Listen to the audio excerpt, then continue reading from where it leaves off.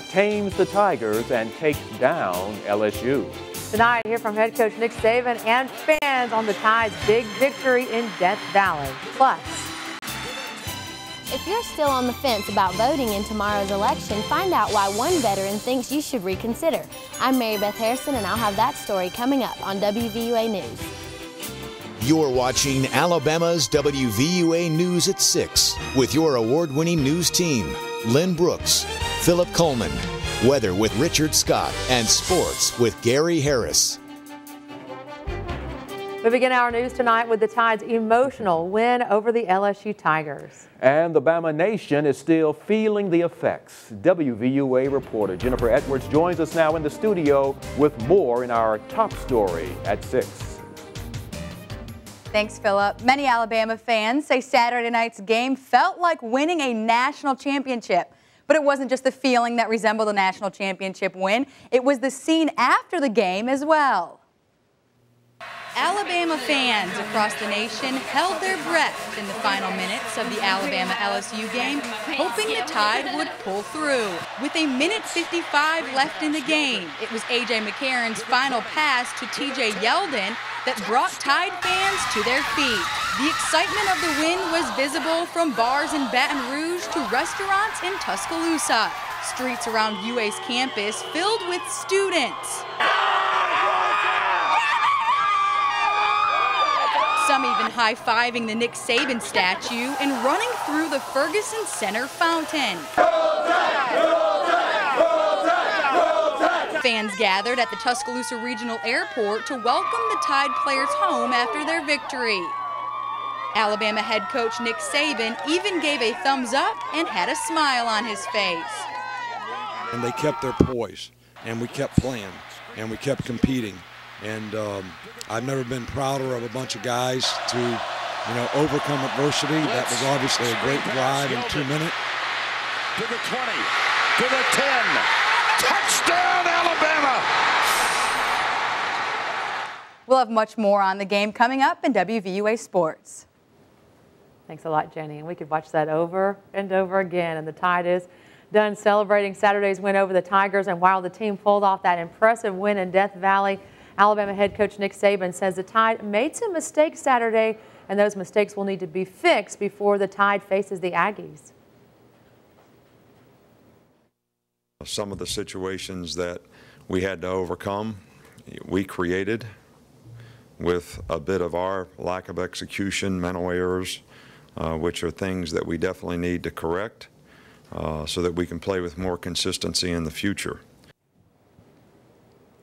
No doubt many fans are still recovering from the Tide's close victory on Saturday. And with such an emotional win, fans were more than excited to celebrate after the game. Many fans told us this was the most stressful game of this season. Some say all that tension put more than just a little stress on them, but that didn't stop them from cheering on the Tide. I almost had to go to the hospital with a heart attack. I was really disappointed up to about the last 2 minutes of the fourth quarter. I watched it all the way to the end. It was really good. It was a great game. The last minute or so was amazing. It really was a good turnaround. And if you missed the big game or you just want to relive all that drama, you can catch a replay of the Alabama-LSU game right here on WVUA TV. We're going to show that game in its entirety. That's happening Wednesday night at 7 p.m. Experience all the excitement and emotion of Bama's come from behind victory. See it right here on WVUA TV. On your health watch, staying strong during the football season. Game days for Tide fans can mean a lot of yelling and screaming, but all this cheering can really take a toll on fans' voices. Many fans woke up with hoarse voices after all that cheering this past weekend. Health experts say overusing your voice is an easy thing to do, but there are some things that you can do to get it back in shape. If it's more of a excessive vocal use type issue, then you want to conserve the voice use and use proper voice mechanics. Obviously keeping the body hydrated, keeping the vocal cords hydrated with humidification, all those things can really help it from progressing. And Lake also says that you should avoid excessive use of alcohol and caffeine, which can dehydrate the body. On your election watch, we break down the amendments on the ballot. Tomorrow, Alabama voters will be deciding on 11 statewide amendments. Amendment 1 is a vote on continuing the Forever Wild Land Trust. Amendment 2 would allow the state to refinance some existing bonds to save the state money it could redirect to economic development. Amendment 3 proposes a Stockton landmark district in Baldwin County. Amendment 4 changes racist language in the Constitution relating to separation of schools by race. Amendment 5 would transfer the assets of the City of Pritchard's Water and Sewer Board to the City of Mobile. Amendment 6 is a statement of whether Alabamians should be compelled to take part in a health care system. 7 is about labor unions and voting by secret ballot. Amendment 8 changes the way state legislators are compensated and ties their salary to the median income in the state. Amendment 9 and 10 are about the process to clean up constitutions and make them more consistent with how the world operates today. Amendment 11 would prohibit any municipality located entirely outside of Lawrence County imposing taxes or zoning regulations within the county. And not only is this week a big week for America with the election tomorrow, we will also honor our veterans on Sunday. And veterans are often very passionate about the right to vote. WVUA reporter Mary Beth Harrison sat down with a Tuscaloosa World War II veteran who has a message to share on this election eve. Ask not what the country can do for you, but what you can do for your country. And in my time, it seems like we have kind of gotten away, kind of reversed that role now, that too many people are asking, what can the country do for me? Charlie Gambrell was a staff sergeant for the United States Marine Corps during World War II. Nearly 70 years later, many things have changed in America. Gambrell says he sees changes in Americans' attitudes towards voting. Number one, look where you're living. Look what benefits you have lived. Where would you rather live than here? And you want to see this continue, and you want it to prosper, yours to grow and to stay strong.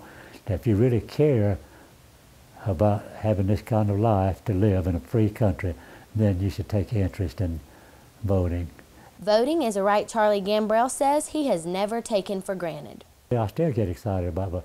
If you don't vote, don't ever complain. Yeah. And who wants to hear a complainer? Gambrell also says that the way he feels about America can be compared to how it feels when you spend money after you've earned it. What comes too easily, we esteem too lightly. If people just dump money into your hand, you just throw it away. But if you go out and earn that money, then you take care of that money and you use it wisely. And his final piece of advice is simple. The future's in your hands, my dear. The future's in your hands. And I feel real good about that. Reporting in Tuscaloosa, Mary Beth Harrison, WVUA News. And if you're planning on voting tomorrow, remember that the polls will open at 7 a.m. and close at 7 p.m. And you'll want to join Alabama's home team on election night. We have special coverage starting with WVUA First at 4 and running throughout the evening. At 9:30, you can join us for extended election coverage. You can also find results on WVUATV.com. Still ahead, was it a glitch in the system or human error? Some residents in Colorado say they voted for Romney, but the machine switched it to Obama. Find out what happened right here when we come back. And coming up in home team weather, nice batch of light to moderate rain starting spread in from East Mississippi, much of West Alabama getting rain at this hour. How long is the rain going to stick around? And how about your election day forecast? Weather straight ahead, so stick around. Also coming up, Coach Nick Saban talks about the challenge of defending against Texas A&M's do-it-all quarterback, Johnny Manziel. That's ahead later in Alabama's home team